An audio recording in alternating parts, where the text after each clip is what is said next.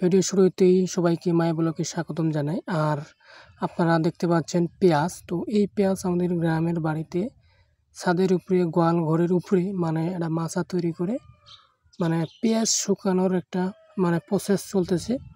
তো আসলে আমাদের এইদিকে গ্রাম অঞ্চলে প্রত্যেকটি বাড়িতে এরকম আপনারা দেখতে পাবেন।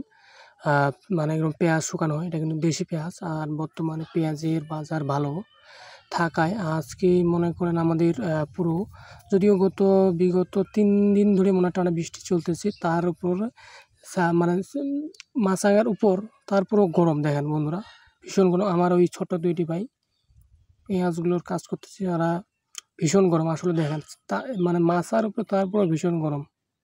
আসলে ওরা ক্লান্ত হয়ে গেছে দেখেন, বিভিন্ন রকম কাজ পেঁয়াজগুলো ছোটোগুলো বাছাই করতেছে বন্ধুরা। তো আসলে আমাদের এদিকে প্রত্যেকটি বাড়িতে ছাদের উপরে এভাবে দেখতে পাবেন যে পেঁয়াজ শুকানোর প্রসেসটা কতটাই মজবুত, এবং মজবুত থেকে আরও মজবুত হয়, কারণ এখানে কোনো রকম রোগবালাই ধরে না। কারণ এখানে সবসময় তাপের পরিমাণটা একবারে মনে করেন যে প্রায় ৪৬ ডিগ্রি সেলসিয়াস পর্যন্ত থাকে। কারণ এখানে এতটাই তীব্র গরম থাকানো মুশকিল একজন মানুষের পক্ষে থেকে।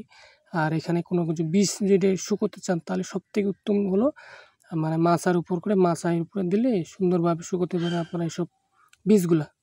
এটা পেঁয়াজের পেঁয়াজ বাজারে বিক্রির জন্য প্রস্তুত চলছে বন্ধুরা।